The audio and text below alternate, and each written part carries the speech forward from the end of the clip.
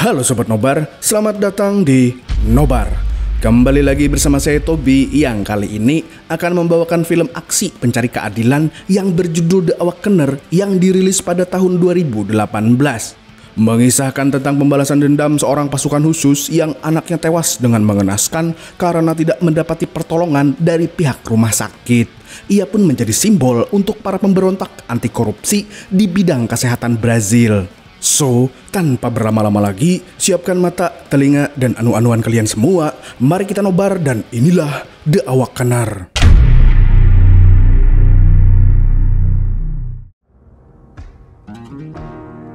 Pesquisa praias, programas, piscinas. Privilegiado preso parecia piada.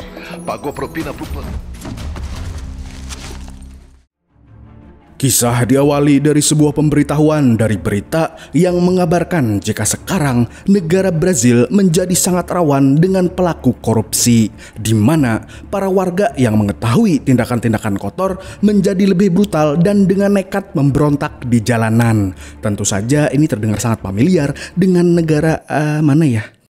Pare, pense. Políticos prometem, pura palhaçada. Pá! Primeira página. Terungkap bahwa seorang gubernur bernama Samidi adalah salah satu dari pelaku yang telah melakukan korupsi di bagian dana peralatan rumah sakit. Karena ulah gubernur Samidilah, para warga yang sakit menjadi sangat kesulitan untuk diobati. Lagi-lagi terdengar mirip dengan kasus yang pernah terjadi di negara mana Anda tahu sendirilah.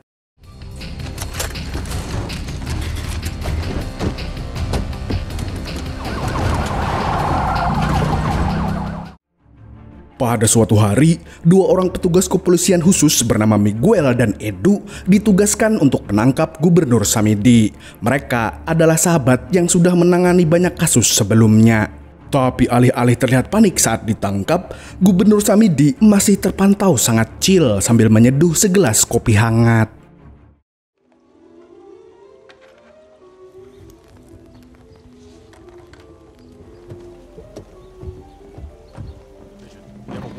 All right, move in. Upstairs. Now we're good down here. Would you like some coffee? Para warga yang mengetahui bahwa Gubernur Samidi telah ditangkap menjadi sangat senang karena mereka tahu ia adalah salah satu dari pelaku korupsi di negaranya. Sesampainya mereka di kantor, tidak butuh waktu lama untuk Gubernur Samidi diinterogasi. Miguel dan Edu memberikan sebuah rekaman suara yang berisi bukti bahwa Gubernur Samidi selalu membersihkan orang yang berani menjadi cepu. Ia bahkan tidak segan-segan membungkam hakim dan majelis hukum agar bisa mendukungnya di persidangan. Namun lagi-lagi, Miguel dan Edu dibuat tercengang dengan tingkah Gubernur Samidi yang hanya terkekeh tidak takut. Once the public hears this, you're done. Sehabis mereka melakukan itu semua, seorang pengacara masuk untuk berbicara dengan Gubernur Samidi. Dan saat Miguel dan Edu mendengarkan pembicaraan antar Samidi dan pengacaranya, mereka menjadi sangat heran karena apa yang diomongkan hanyalah tentang liburan istri dan anaknya di Angra dos Reis. Pimpinan Miguel dan Edu meminta mereka berdua untuk beristirahat saja. Well, there's nothing can be done right now. Get some rest, okay? Di rumah Miguel, ia hanya tinggal bersama dengan anak perempuannya. Di sini terungkap bahwa Miguel sudah lama bercerai dengan mantan istrinya. Di sini juga kita melihat bahwa Miguel dan anak perempuannya sangat-sangat dekat, sehingga sering membuat janji untuk menonton bola bersama. Ini jangan-jangan anak Miguel fans berat Harry Maguire. It's time to go to sleep. Tonight, Daddy. Good night, sweetie. I love you. Keesokan harinya, mantan istri Miguel datang untuk menjemput anak mereka. Tapi melihat rasa antusias dari anaknya yang ingin menonton aksi Harry Maguire, mantan istri Miguel merelakan jatah asuhnya sehari untuk membiarkan anaknya pergi bersama Miguel menonton sepak bola di stadion. Kita dapat melihat bahwa anak Miguel sangat menyukai sebuah iPod keluaran lama untuk ia pakai mendengarkan musik. That TV isn't the best. We're going to the stadium! Yeah. Di tempat lain, kita akan diperkenalkan dengan Gomez yang bekerja sebagai seorang bos mafia underground yang juga merangkap sebagai salah satu politikus pemerintahan. Ia datang dan menemui seorang menteri bernama Regina. Terkuak bahwa Gomez adalah orang yang selalu membackup Gubernur Samidi. Ia juga bekerja sama dengan Menteri Regina untuk menjadikan Gubernur Samidi sebagai presiden dalam waktu pemilihan nanti. Menyadari bahwa Brazil sudah benar-benar di genggaman tangan mereka, Gomez dan Regina tertawa melihat rumah para warga yang kecil. See that dreadful business on the news yesterday? Kembali ke tempat kepolisian, Gubernur Samidi yang mengetahui bahwa ia hanya akan lolos dengan mudah dari jeratan hukum masih bertingkah santai sambil memakan siput. Tidak lupa juga, ia meminta pengacaranya untuk membelikan anaknya mobil Rubicon agar anaknya bisa melupakan semua berita kotor ayahnya yang sekarang sedang bermunculan. People won't even remember a fucking thing after 6 months. When I get out of here, there's gonna be a witch hunt. Di kantor Miguel, pemimpin pasukan khusus mereka datang untuk memberikan selamat pada hasil kerja keras tim mereka yang telah berhasil menangkap sang gubernur. Tapi sayangnya, mereka kembali harus menerima kabar bahwa kasus penangkapan gubernur ditutup secara paksa dan mereka dialihkan ke sebuah kasus di mana ada gedung yang air dan listriknya macet. Lah jadi tukang ledeng. It's bullshit. It's not bullshit, okay, Miguel? We've spent months investigating this asshole.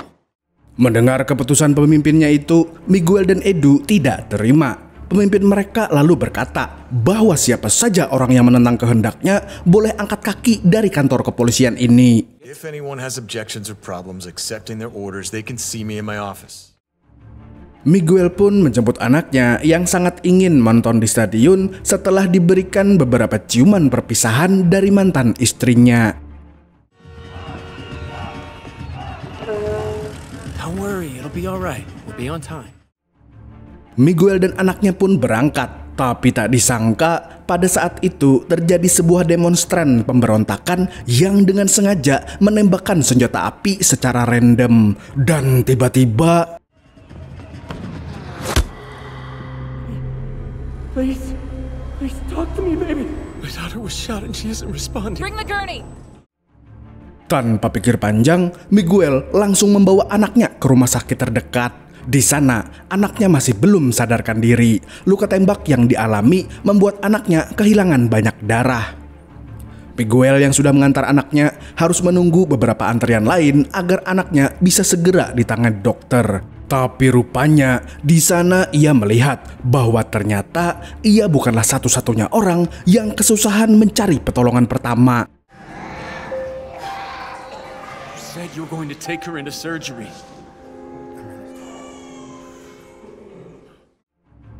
Walaupun Miguel pantang menyerah untuk membuat anaknya pulih, nasib buruk kembali menghantamnya. Anak Miguel dinyatakan tewas dikarenakan kehabisan darah. Selain itu, dokter dan tenaga medis juga tidak mempunyai peralatan yang mumpuni untuk mengoperasi anaknya saat itu.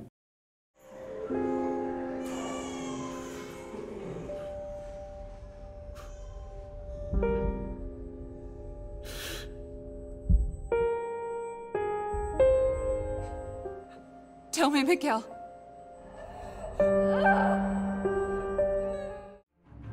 Keesokan harinya, tampak Gubernur Samidi yang telah bebas bersyarat. Hakim mengatakan bahwa ia terbukti tidak bersalah karena semua bukti dinilai kurang kuat.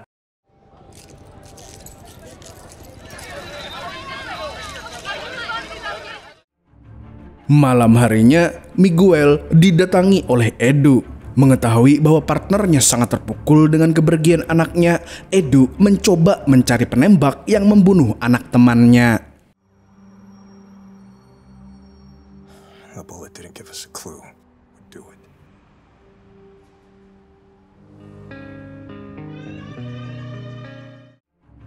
Akan tetapi, Edu sama sekali tidak bisa menemukan petunjuk karena Miguel sendiri tidak menyadari arah dari penembak itu berasal. Fokus Miguel hanya pada anaknya yang saat itu terluka. Di tengah kesedihannya, Miguel berkata pada Edu bahwa yang membunuh anaknya bukanlah peluru liar hasil pemberontakan orang-orang yang turun ke jalan, melainkan hasil dari korupsi yang membuat peralatan dan tenaga rumah sakit menjadi tidak maksimal karena ia tahu persis bahwa anaknya bahkan tidak bisa menjalankan operasi. Mendengar itu, Edu pun tidak bisa berkata-kata. Tampak Miguel yang sudah tidak dapat mengeluarkan air mata sembari mendengarkan musik lewat iPod milik mendiang anaknya.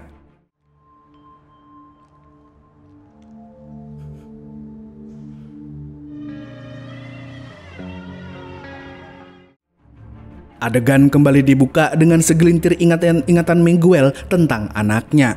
Ia memutuskan untuk lari mengelilingi kota agar bisa menghilangkan stres dan perasaannya yang sedih.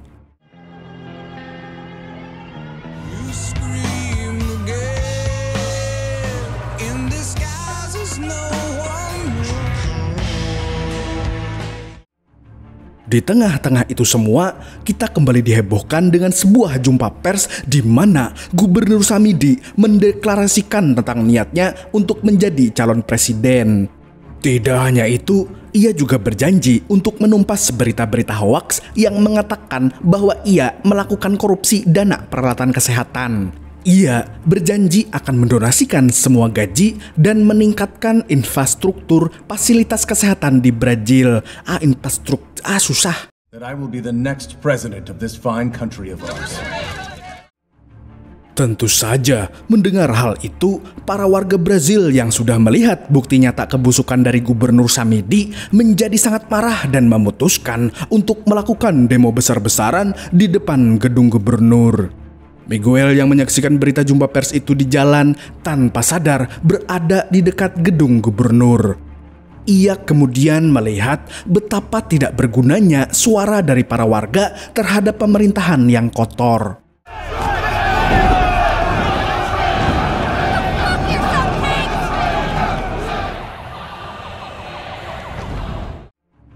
Miguel lalu mencoba datang untuk menyaksikan kondisi aksi demonstran yang sedang terjadi. Sesampainya ia di sana, Miguel melihat bagaimana para polisi memukuli warga yang tidak berdaya. Wah, ini menjadi sangat-sangat familiar dengan kondisi warga negara Anu. Tanpa pikir panjang, ia memutuskan untuk membantu para warga yang tidak bersenjata.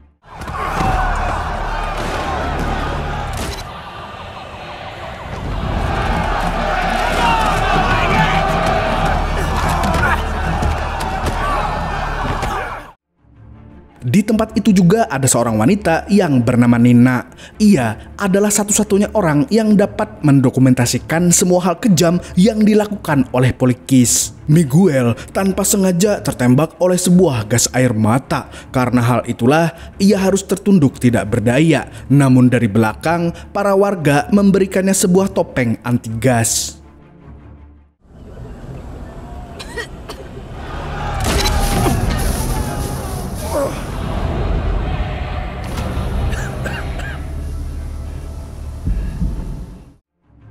Topeng inilah yang akan ia pakai sebagai simbol dari The Awakener, sebuah simbol untuk perlawanan yang dilakukan secara tegas dan brutal.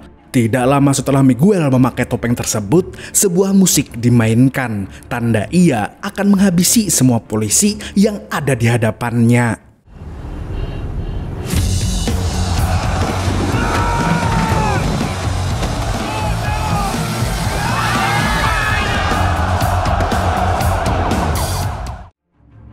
Didorong dengan kebencian yang mendalam pada korupsi, Miguel menerobos masuk sendirian ke dalam gedung Gubernur Samidi. Setelah ia menghabisi semua anak buah Samidi seorang diri, Miguel menangkap Samidi lalu memukulnya hingga tewas.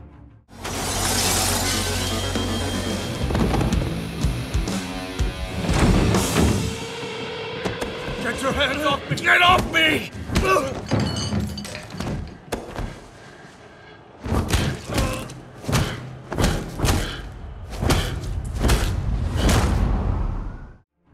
Keesokan harinya, terlihat Edu dan Miguel yang sekarang tengah sibuk menyelidiki kasus kematian gubernur.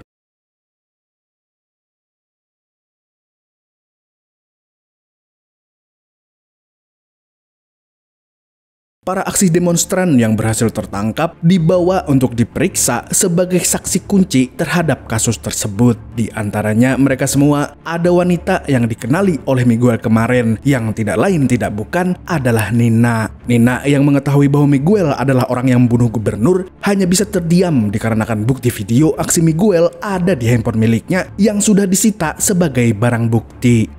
Saat itu, Miguel juga meminta agar dirinya lah yang akan menginterogasi Nina.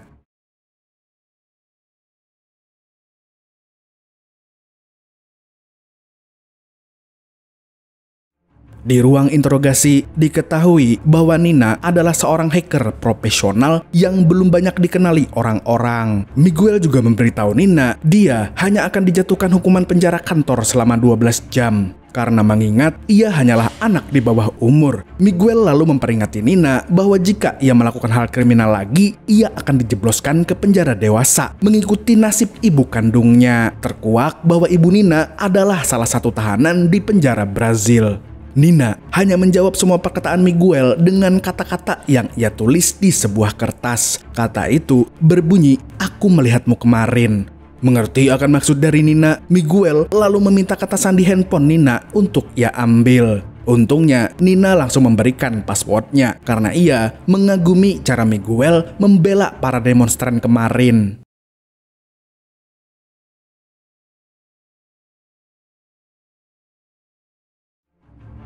Di tempat lain, kita kembali dipertontonkan dengan Gomez yang sedang berdiskusi dengan rekan-rekan politikusnya yang terkenal sebagai para ketua partai. Dikarenakan rencana awalnya gagal akibat kematian Samidi, Gomez kembali membuat rencana agar anaknya dapat dicalonkan menjadi presiden. Mendengar apa yang dikatakan Gomez, awalnya para ketua partai itu tidak setuju karena mereka menganggap anak Gomez tidak memiliki jejak dan keahlian di bidang politik sama sekali. Akan sangat aneh jika ia tiba-tiba bisa menjadi calon presiden. Bener tuh. Tanpa banyak basa-basi, Gomez mengancam para ketua partai dengan semua rahasia dan jejak korupsi mereka yang sekarang berada di tangan Gomez. Mendengar hal itu, seketika semua anggota partai berkata bahwa ide Gomez untuk mencalonkan anaknya adalah hal yang sangat brilian dan fresh untuk kancah politik negara Brazil.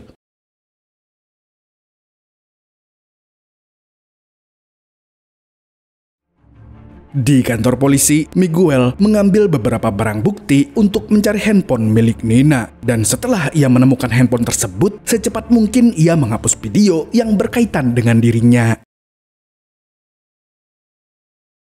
Saat ia kembali di ruangannya, Edu sudah menunggu untuk laporan mengenai Nina. Tapi ternyata Miguel sudah membebaskannya.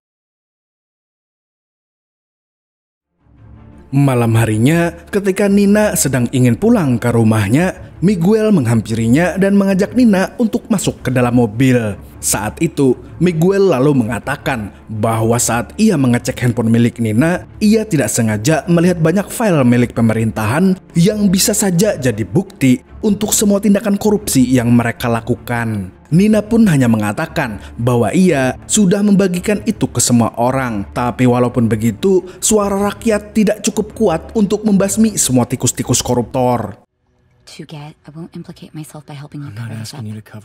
Mendengar hal itu, Miguel mengantarkan Nina kembali ke tokonya. Di sana, Miguel meminta Nina untuk menyelidiki tentang dalang di balik gubernur Samidi yang telah ia bunuh. Tanpa butuh waktu lama, Nina berhasil melacak semua ketua partai yang selalu diminta oleh Samidi untuk membackup dirinya saat ia terkena masalah. Dan ketika ditelusuri lebih dalam, Gubernur Samidi bukanlah orang yang menggerakkan korupsi itu sendiri, tapi banyak orang yang mendukungnya dari belakang. Salah satunya adalah politikus yang bernama Gomez dan menteri yang bernama Regina. Setelah Miguel mengetahui semua informasi tersebut, ia kembali ke rumahnya dan kembali memakai topeng gas yang ia pakai tempo hari. Disinilah ia bersumpah akan membalaskan dendam anaknya dengan cara yang lebih brutal dan sangat mematikan. Tidak lupa ia kali ini mengambil sebuah senjata sniper yang sudah lama tidak ia pakai. Dan dimulailah perburuan politikus-politikus yang sudah melakukan korupsi.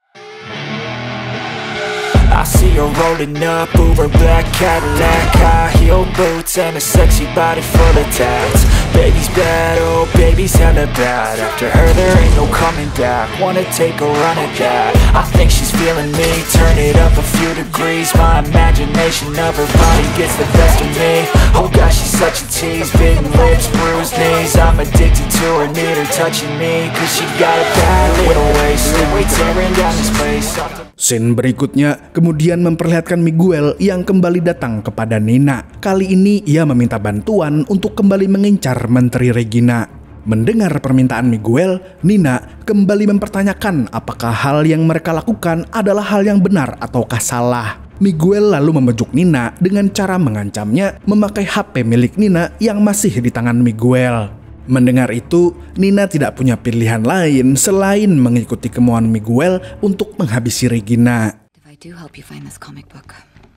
Nina pun pergi ke penjara tempat ibunya ditahan, dan setelah saling menanyakan kabar, Nina lalu mengatakan bahwa ia akan segera membebaskan ibunya suatu saat nanti. Ibu Nina lalu membalas perkataannya dengan kata, "Jangan bermimpi nak, banyak orang-orang di luar sana yang sudah mencoba. Orang pemerintahan terlalu kuat." Mendengar itu, Nina hanya bisa memegang tangan ibunya. Dari sini kita dapat mengetahui bahwa ibu Nina ternyata dipenjara mungkin karena difitnah oleh orang-orang yang lebih berkuasa. Itulah kenapa Nina akhirnya menjadi sangat yakin bahwa dukungan yang ia berikan pada Miguel adalah jalan yang benar. Di tempat Nina, ia berhasil mendapatkan informasi tempat Menteri Regina akan meeting bersama Gomez di salah satu gedung tengah kota. Dengan semua kemampuan yang ia miliki, Nina berhasil membobol kamera pengawas sehingga ia dapat menuntun Miguel untuk dapat menghabisi Menteri Regina dengan sangat mudah.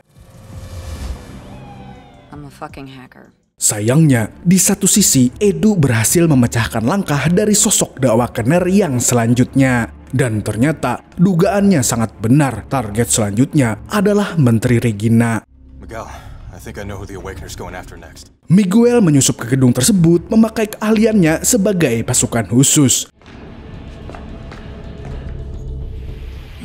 Namun, ia harus menerima kenyataan bahwa lawannya kali ini adalah Edu, yaitu partnernya sendiri. Hands up!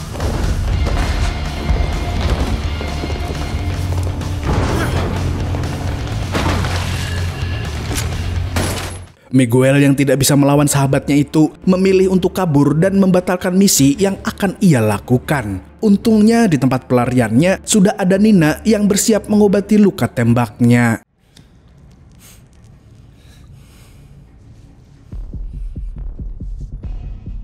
Singkat cerita, keesokan harinya di kantor, Edu mengatakan bahwa ia baru saja mendapatkan informasi bahwa kemarin Menteri Regina melakukan sebuah transaksi dengan nilai uang yang tidak masuk akal dengan seorang politikus yang bernama Gomez. Tidak sampai di situ, ia juga meminta bahwa tim pasukan khusus mereka harus menyelidiki Menteri Regina lebih detail. Akan tetapi, mereka dihentikan oleh pemimpin mereka yang saat itu mengatakan bahwa Menteri Regina sudah mengkonfirmasi bahwa apa yang ia lakukan kemarin hanyalah bertemu sapa dengan teman politikusnya. Miguel dan Edu menyadari bahwa pemimpin mereka juga sudah disuap oleh orang-orang pemerintahan.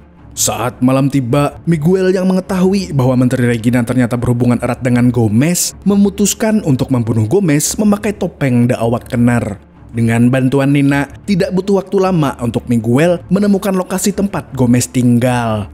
Dan setelah persiapannya lengkap, Miguel dengan senjata sniper rifle-nya diam-diam memantau rumah Gomez dari kejauhan. Saat itu, Gomez lagi-lagi sedang membicarakan tentang taktik politik yang akan mereka gunakan agar anaknya dapat menjadi presiden. Sementara di luar rumah, terlihat anak Gomez sedang bercanda tawa bersama ibunya. Di sini, anak Gomez berkata bahwa ia sebenarnya tidak siap untuk menjadi seorang presiden. Tapi karena ia ingin membuat ayahnya bahagia, ia merasa bahwa ia tidak punya pilihan lain. Ketika Gomez keluar dari ruangan meetingnya, saat itu juga Miguel menyadari bahwa itu adalah timing yang tepat untuk menghabisinya.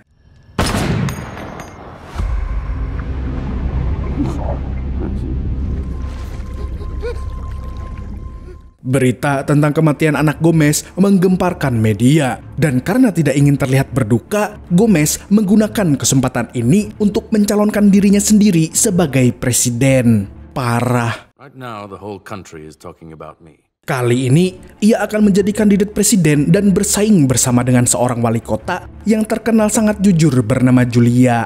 Di tempat Nina, seorang pembunuh bayaran datang untuk melacak keberadaannya, dan tiba-tiba My fellow Brazilians needed now to make a difference. Nina yang datang terkejut melihat apa yang dilakukan oleh pembunuh bayaran kepada teman penjaga tokonya. Karena tidak punya tempat untuk kabur, Nina pergi menemui Miguel di tempat persembunyiannya.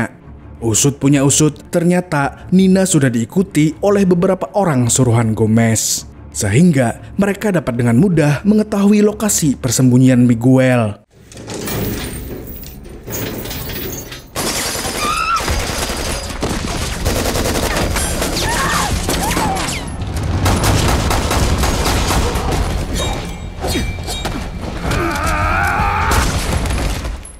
Nina yang saat itu tidak bisa berbuat apa-apa berhasil ditangkap oleh salah satu anak buah Gomez. Miguel pun diancam jika ia ingin Nina selamat, ia harus membunuh Julia agar Gomez tidak mempunyai kandidat lawan saat ia mencalonkan diri sebagai presiden. Karena tidak ingin melihat Nina mati, Miguel terpaksa menuruti perkataan anak buah Gomez. Tidak sampai di situ, Nina juga dibawa pergi oleh anak buah Gomez itu agar bisa dijadikan jaminan untuk Miguel menepati kata-katanya. Tak berselang lama setelah kekacauan itu terjadi, pihak kepolisian dan pasukan khusus datang untuk menyelidiki tempat persembunyian Dawa Kenner. Saat itu, Edu yang sedang melihat-lihat TKP menemukan handphone milik Miguel yang membuatnya menjadi sadar bahwa orang yang selama ini mereka kejar adalah sahabatnya sendiri. As election day draws ever closer, Antero Gomes and... Keesokan harinya, hari di mana para kandidat presiden mengemukakan pendapat mereka dimulai. Di sana, Miguel ternyata tidak hadir sebagai pasukan khusus, melainkan sebagai Dawa Kenner yang sudah siap untuk membunuh wali kota Julia. Governor Correa and many of his political associates targeted. Just like all the Brazilians who voted for them. Nothing will end until we stop this capital immunity. Untungnya, di saat-saat yang tepat, Edu menemukan keberadaan Dawa Kenner yang saat itu sudah ia ketahui sebagai sahabatnya sendiri. Pertarungan mereka pun tidak dapat dihindari lagi.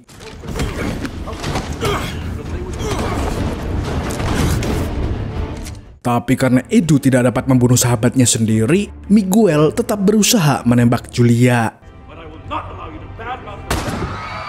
Di tempat Nina disekap, anak buah Gomez yang melihat wali kota Julia sudah tertembak berniat ingin mengingkari janjinya dengan membunuh Nina. Untungnya, Nina berhasil mendapatkan sebuah beling yang ia pakai untuk menghabisi anak buah Gomez tersebut.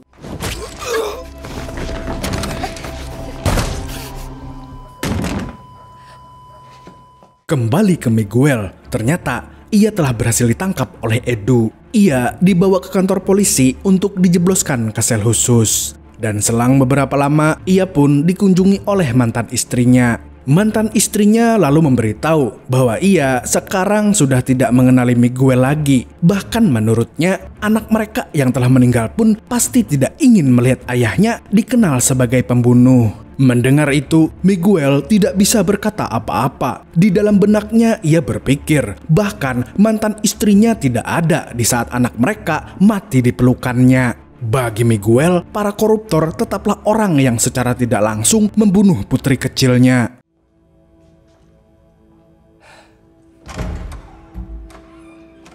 Dan di luar dugaan, Gomez sekarang sudah diresmikan sebagai presiden dari Brazil. Ia berhasil menang dengan polling tertinggi karena bisa merebut hati rakyat memakai insiden kematian anaknya.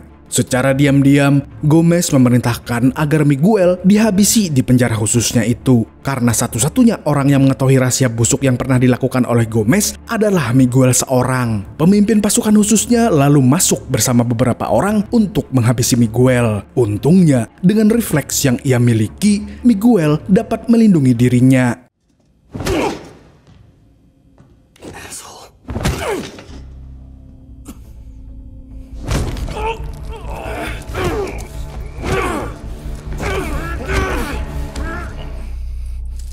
Setelah mendapatkan jalan keluar dari tempat ia ditahan, Miguel pergi untuk menuntaskan pekerjaan yang ia mulai. Dengan brutal, ia membobol masuk ke kediaman presiden seorang diri, di mana di sana ia mendapati Gomez yang sedang merayakan kemenangannya bersama para ketua partai lainnya.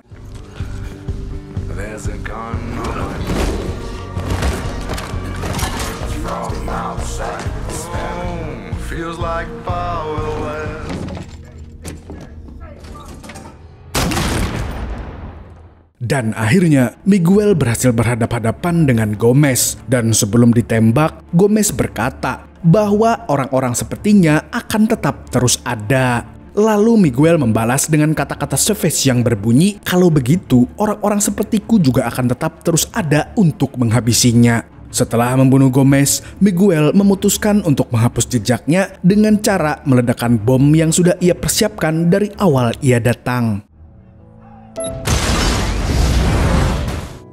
When this all started, I didn't even care.